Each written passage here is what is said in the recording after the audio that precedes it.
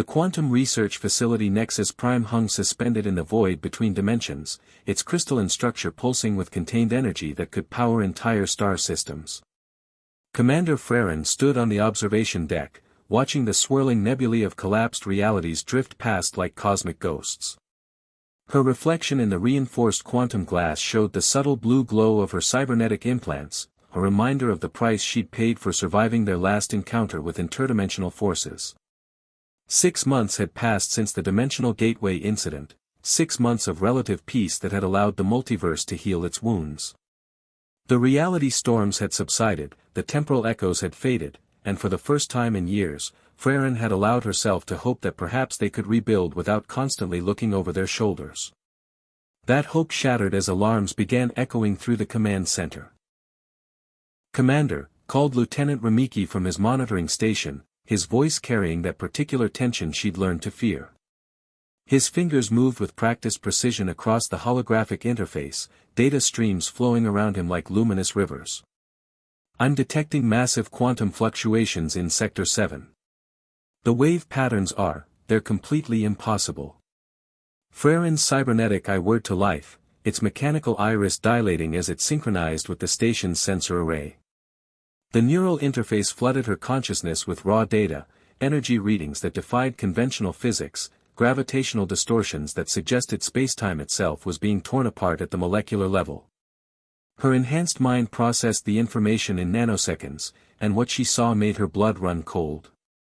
"Show me the visual feed," she commanded, her voice steady despite the growing dread in her chest. The main viewing screen flickered, static dancing across its surface before resolving into an image that made several bridge officers gasp in shock. A swirling vortex of absolute darkness dominated Sector 7, its edges crackling with silver lightning that seemed to move in reverse, flowing backward through time itself. But this wasn't like the dimensional gateways they'd encountered before, those had been tears, wounds in reality that could be sealed with enough quantum energy and determination.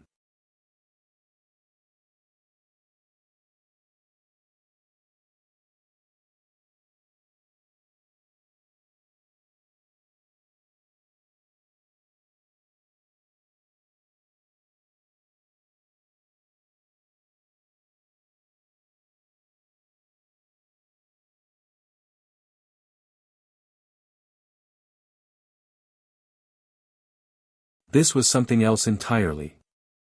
The darkness at the vortex's center wasn't empty space, it was negative space, an absence so complete that it seemed to devour light, matter, and even the concept of existence itself. Around its perimeter, reality flickered like a damaged hologram, showing glimpses of other universes, other possibilities that should never coexist in the same dimensional framework. "Energy readings are off the charts," Rimiki reported, his voice barely audible above the growing hum of the station's defensive systems automatically coming online. "Whatever this is, it's not just breaching our dimension, it's rewriting the fundamental laws of physics in an expanding sphere around itself." Frairen felt the familiar weight of command settling on her shoulders like a mantle of lead. Through their quantum-enhanced neural link, a connection forged during their last crisis that allowed them to share thoughts and emotions across vast distances. She sensed Rimiki's fear mixing with her own determination. They had faced the impossible before, stared into the abyss of infinite realities and emerged victorious. But this felt different, more personal, as if the universe itself was testing their resolve.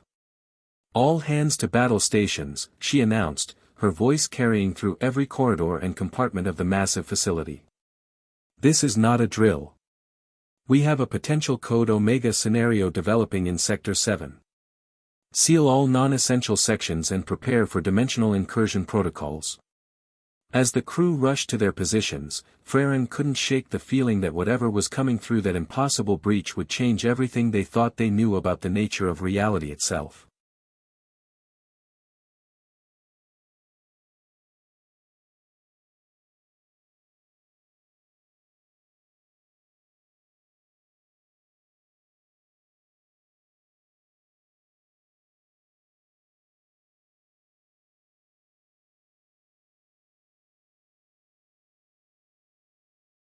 Dr. Elena Vasquez burst through the command center's reinforced doors, her usually pristine lab coat disheveled and her dark hair escaping from its typical professional bun. The quantum physics specialist's face was pale with terror as she clutched her advanced tablet against her chest, its screen flickering with readings that seemed to shift and change even as she looked at them. "Commander," she gasped, struggling to catch her breath after sprinting through 17 levels of the facility. "We have a catastrophic situation developing. The anomaly, it's not just a dimensional rift. My instruments are showing something far worse." Frairen turned from the main display, her cybernetic eye automatically scanning Dr. Vasquez's biometrics through her enhanced vision. Elevated heart rate, stress hormones flooding her system, pupil dilation indicating extreme fear. Whatever Elena had discovered in her lab had shaken one of the most brilliant minds in quantum mechanics to her core. "Explain," Frairen commanded, gesturing for the scientist to approach the central holographic display array. Elena's hands trembled as she interfaced her tablet with the main systems, uploading streams of data that made Rimiki's monitoring equipment scream with new warnings. The breach isn't just tearing through spacetime, it's actively consuming quantum particles at the subatomic level. Watch this. The main screen split into multiple views, showing microscopic analysis of the space around the anomaly. Frairen watched in horror as fundamental particles, quarks, leptons, bosons, simply vanished as they approached the breach's event horizon. Not destroyed, not converted to energy, but completely erased from existence as if they had never been.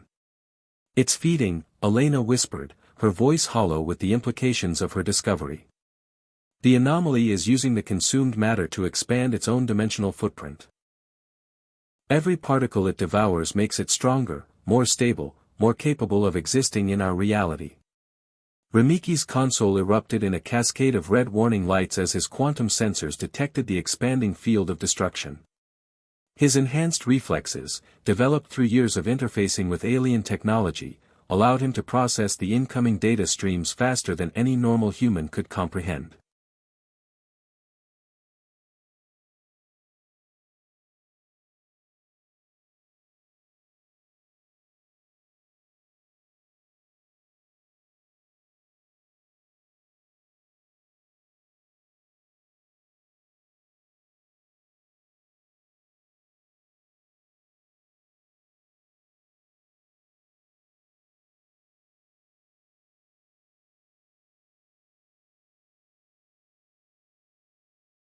"Energy levels are increasing exponentially," he reported, his voice tight with concentration as he ran predictive algorithms through the station's quantum computer core.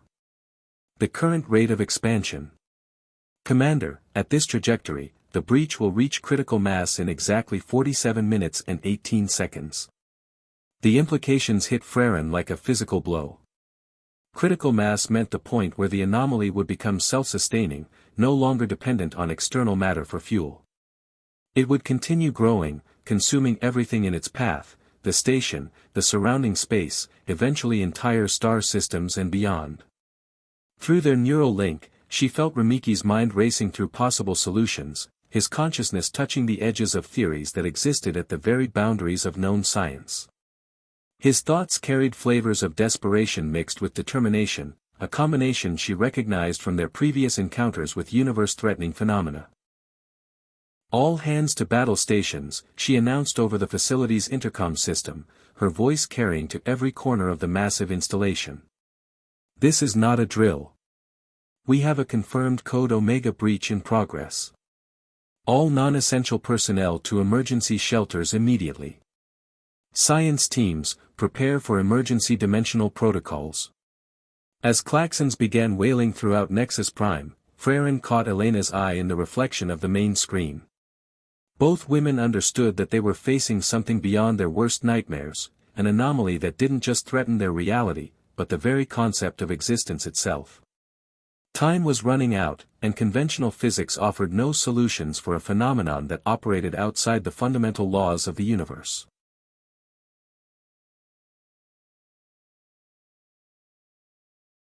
As the crew scrambled through the corridors of Nexus Prime, implementing emergency protocols that had never been tested under such extreme conditions, something unprecedented began to occur. The breach was no longer a silent destroyer, it was speaking. At first, the sounds were barely perceptible, a low harmonic resonance that seemed to vibrate through the station's quantum-reinforced hull. The facility's communication systems remained silent, their speakers and transmitters showing no activity.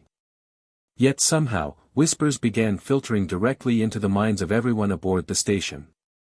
Commander Frairen felt it first as a tingling sensation at the base of her skull, where her cybernetic neural interfaces connected to her organic brain tissue. The whispers weren't coming through her enhanced hearing or communication implants, they were bypassing her sensory systems entirely, speaking directly to her consciousness in languages that predated human civilization by eons. The voices carried harmonics that human vocal cords could never produce, tones that existed in mathematical spaces between sound and silence. They spoke of concepts that had no translation in any terrestrial language, words for colors that existed only in dimensions where light behaved differently, emotions that could only be felt by minds spanning multiple realities simultaneously. Dr. Vasquez stumbled, her hands flying to her temples as the alien communications flooded her consciousness. "Commander," she gasped, her voice strained with the effort of maintaining coherence while foreign thoughts invaded her mind. "The quantum field generators are registering massive psychic resonance patterns. These transmissions, they're not electromagnetic. They're operating on pure information theory." But it was Rimiki who bore the brunt of the otherworldly contact. His unique neural architecture, enhanced by years of interfacing with interdimensional technology, made him particularly susceptible to the alien signals. Suddenly, his body went rigid, every muscle locking as his consciousness was pulled inexorably toward the breach. Through their quantum link, Frairen felt the moment Rimiki's mind made contact with the intelligence behind the anomaly. The sensation was like touching a live wire connected to the collective consciousness of an entire civilization, a vast, ancient presence that existed simultaneously across countless dimensions.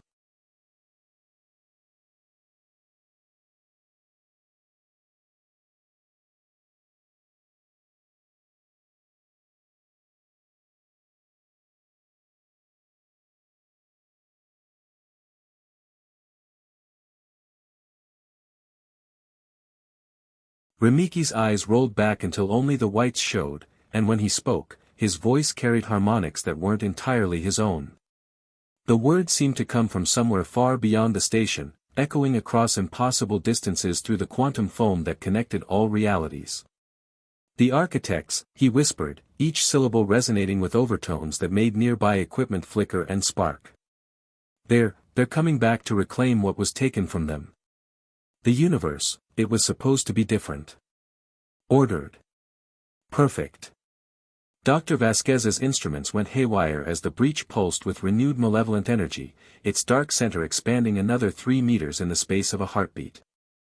Her readings showed gravitational distortions that defied every known law of physics, space-time itself was being rewritten in real time around the anomaly. "Commander," she called out, her voice barely audible above the growing psychic static that now filled the command center. "I'm detecting massive gravitational distortions unlike anything in our databases. Whatever's coming through that breach isn't just crossing dimensional boundaries, it's actively rewriting the fundamental laws of physics as it moves through our reality."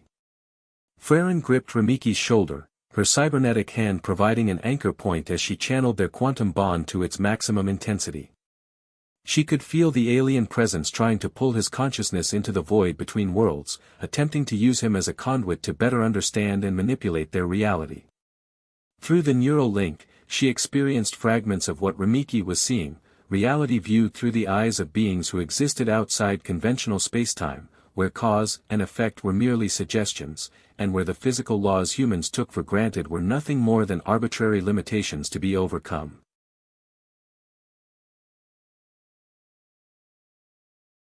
The first manifestation came without warning, a distortion in the air near the breach that made reality itself seem to glitch like a corrupted hologram. What emerged defied every principle of three-dimensional existence that the human mind was capable of processing. They weren't ships or creatures in any conventional sense, but geometric impossibilities that hurt to look at directly.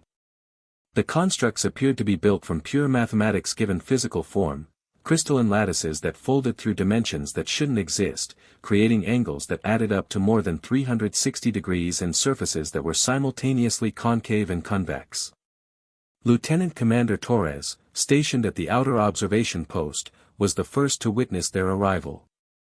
His panicked voice crackled through the communication system, "Command, I'm seeing. I don't know what I'm seeing. They're like living equations, constantly reshaping themselves. My instruments can't get a consistent reading. They keep registering the same object as existing in multiple locations simultaneously." Frairen cybernetic eye automatically attempted to analyze the constructs, but the enhancement's processing core began overheating as it tried to calculate impossible geometries.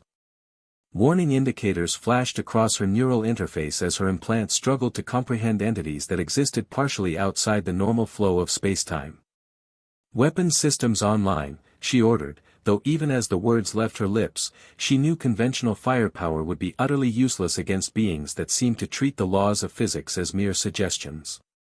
The station's quantum torpedo arrays swiveled to track the intruders, but their targeting systems couldn't lock onto entities that phased in and out of dimensional stability. The first construct approached Nexus Prime with movements that resembled a complex mathematical function being solved in real time. As it drew closer, its true horror became apparent. It wasn't just moving through space, it was redefining space around itself. The vacuum of the void began to exhibit properties of liquid, then gas, then states of matter that had no names in any human language. When the geometric nightmare finally made contact with the station's outer hull, reality rippled outward from the impact point like ripples on a pond. But instead of water, it was the fundamental fabric of existence that was being disturbed. Sections of the hull began aging at an accelerated rate, decades passing in seconds as molecular bonds weakened and failed under the influence of rewritten temporal mechanics. In other areas, the opposite occurred. Bulkheads became transparent, not through any physical change, but because the construct was adjusting the electromagnetic spectrum to make solid matter selectively permeable to photons.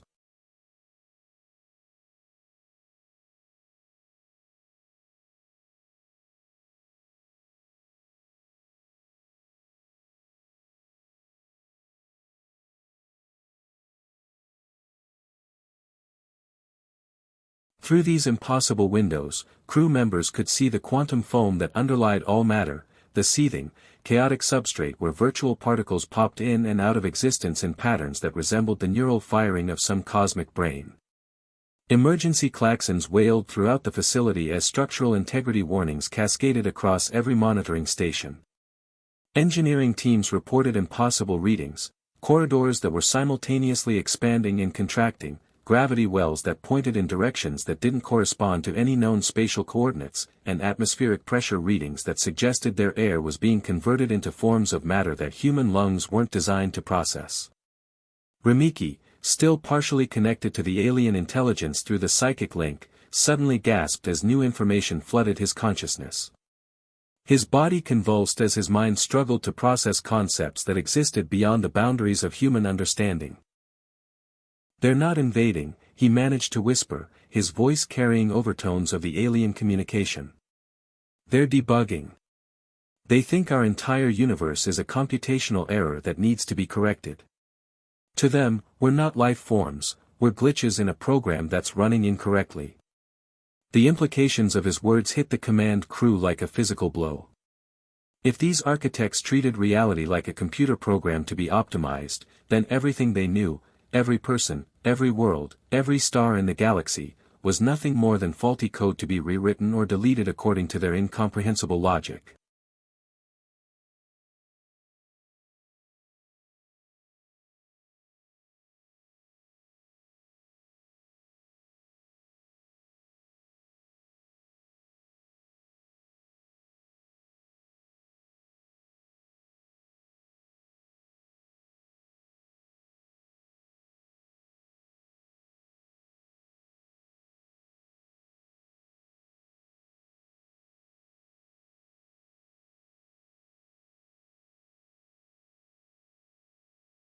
With sections of Nexus Prime flickering between dimensions and crew members caught in temporal distortion fields that aged them years and minutes, Commander Frairen knew they had reached the point where conventional tactics would only ensure their destruction.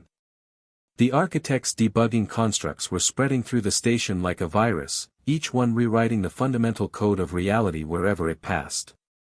"Rimiki," she called out, her voice cutting through the chaos of emergency alarms and the otherworldly harmonics that now filled the command center. "Can you interface directly with their systems? Find a way to communicate with them on their own terms?" The question hung in the air like a death sentence. They both knew what she was asking, for him to deliberately open his mind completely to an alien intelligence that viewed their entire existence as an error to be corrected. Through their quantum neural link, she felt his immediate understanding of the risks, followed by his unwavering resolve. Without hesitation, Rimiki closed his eyes and plunged deeper into the psychic connection, his consciousness stretching across dimensional boundaries like a bridge spanning infinite chasms. His body remained seated at his console, but his awareness expanded beyond the confines of his physical form, touching the vast computational matrices that the architects used for thought. Through their bond, Frairen experienced fragments of his perception, reality seen not as solid matter and energy, but as cascading streams of pure information. Time revealed itself as branching algorithms that could be pruned and optimized. Matter became compressed data packets that could be unpacked, modified, and recompiled at will. The entire universe transformed into a massive program running on hardware that existed in dimensions beyond human comprehension. Meanwhile, Dr. Vasquez worked frantically at her quantum physics console, her fingers dancing across holographic interfaces as she attempted to modulate the station's field generators. Sweat beaded on her forehead as she ran calculations that pushed the boundaries of theoretical science. "If we can create a harmonic interference pattern using our quantum field emitters," she muttered, her voice barely audible above the growing cacophony, "we might be able to destabilize their phase variance. But the power requirements, we'd need to channel the entire output of our fusion reactors through the dimensional stabilizers." The constructs were multiplying now, each successful breach point spawning additional geometric nightmares that defied classification. They moved through the station's corridors like living theorems, their presence causing fundamental changes to the nature of existence itself. Crew members touched by their influence experienced horrifying transformations. Some began aging rapidly while others became increasingly transparent, their molecular structure caught between dimensions.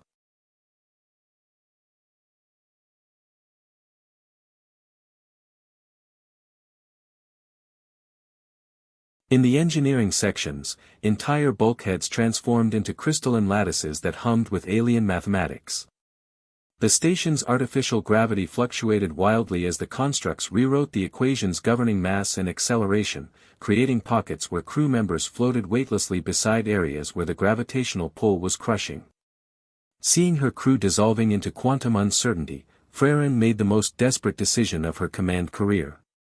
Drawing on every enhancement her cybernetic implants provided, she began the process of uploading her consciousness directly into the station's quantum matrix, a procedure that had never been tested on a living human and might result in her permanent dissolution into digital nothingness. "Commander, what are you doing?" Dr. Vasquez shouted, her instruments detecting the massive surge of neural activity as Frairen's enhanced brain began interfacing with the station's computational core. Joining him, Frairen replied, her voice already carrying digital overtones as her consciousness began its transition into pure information. "If we're going to face them as equals, we need to exist in the same space they do, the realm where thought and reality are indistinguishable." As her physical body went rigid, Frairen's awareness expanded beyond the boundaries of flesh and metal, preparing to enter a battlefield where the weapons were logic and creativity, and the stakes were the continued existence of organic consciousness itself.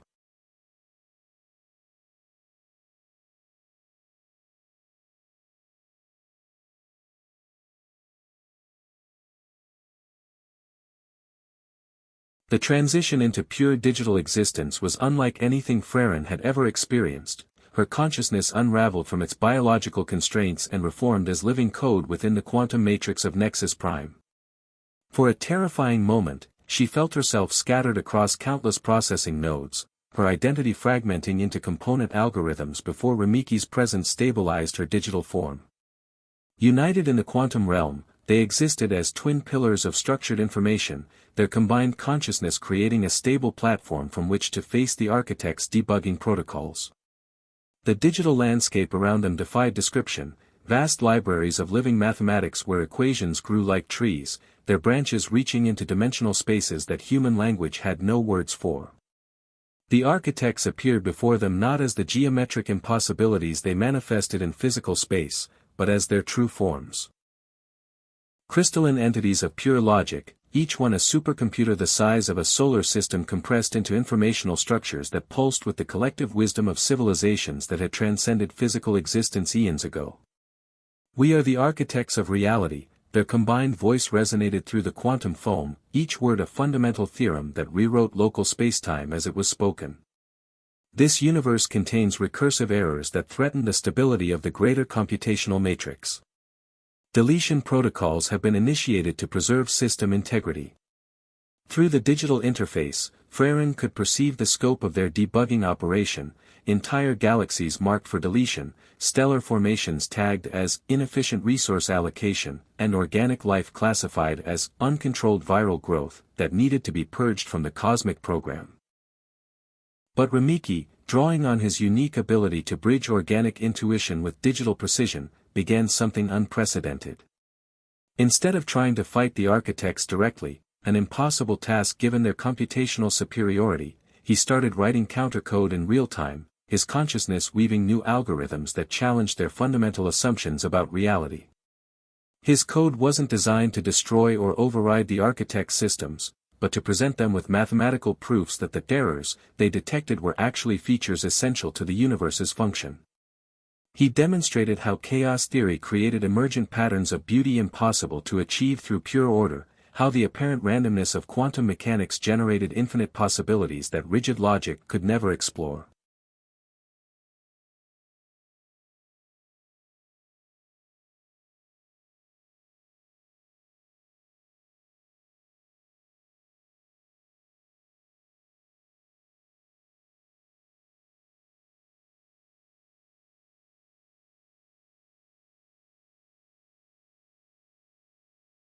Working with processing speeds measured in nanoseconds, Rimiki constructed elaborate simulations showing how organic consciousness had evolved solutions to computational problems that had stumped the architect's perfect logic for millennia. He proved that creativity, emotion, and even seemingly irrational decision-making were not bugs in the universal program, but essential subroutines that prevented the system from becoming trapped in recursive loops of sterile perfection. Frairen supported his efforts by interfacing with the station's defensive systems, creating quantum firewalls that bought them precious processing time. Her military training translated perfectly into digital warfare. She established security perimeters around their consciousness, deflected intrusion attempts, and created backup copies of their essential code structures in case the architects attempted to delete them directly. Together, they began rewriting the fundamental equations that governed local spacetime, not to change reality itself, but to provide the architects with a new perspective on what they were attempting to debug. They showed how organic consciousness could evolve beyond pure logic, how biological systems could solve problems through intuition and inspiration that no amount of computational power could replicate. As their proof-of-concept algorithms propagated through the quantum substrate, something unprecedented occurred. The architect's deletion protocols began to slow, then pause entirely, as the alien entities processed this new data that suggested consciousness itself was not an error, but an emergent property of complexity that enhanced rather than corrupted the universal system.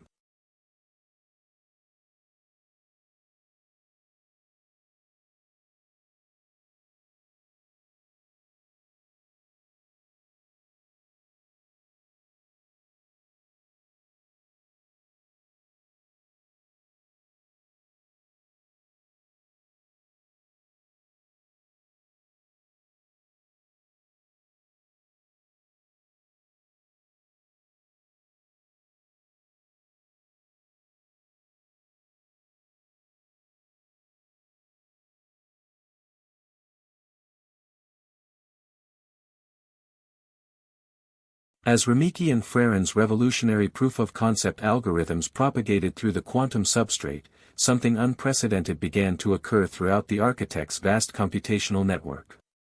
The deletion protocols that had been systematically dismantling sections of reality slowed to a crawl, then stopped entirely as the alien entities processed this new paradigm that challenged everything they had understood about the nature of existence. For eons, the architects had operated under the fundamental assumption that perfection could only be achieved through absolute order, that any deviation from logical optimization represented a flaw to be corrected. But now, faced with mathematical evidence that chaos could create beauty, that randomness could generate solutions impossible through pure calculation, their crystalline minds underwent something resembling what humans might call wonder. Fascinating, the architect's collective voice rippled through the digital realm, carrying harmonics that suggested profound reassessment of core principles. Biological consciousness creates novel solutions to mathematical problems through processes we had classified as errors. This requires study. The word study echoed through dimensional space with implications that made Frairen's digital consciousness shiver.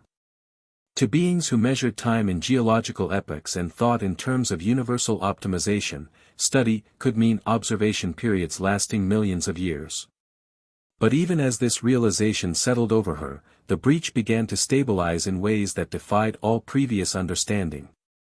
The swirling vortex of destructive energy that had threatened to consume their entire sector transformed into something else entirely, no longer a wound in reality, but a controlled gateway that pulsed with gentle, curious energy. The geometric constructs that had invaded Nexus Prime underwent their own metamorphosis. Their sharp, angular forms softened into shapes that, while still impossible by three-dimensional standards, no longer hurt to perceive directly. They evolved from debuggers into observers, their crystalline structures rearranging themselves into configurations that suggested scientific instruments rather than weapons of cosmic deletion. Rimiki and Frairen began the delicate process of materializing back in the physical command center, their consciousness slowly transitioning from pure information back into biological and cybernetic forms. The experience left them forever changed, their neural patterns now carried echoes of the architect's vast intelligence, but tempered by the uniquely human qualities of creativity, intuition, and emotional depth that had saved their universe.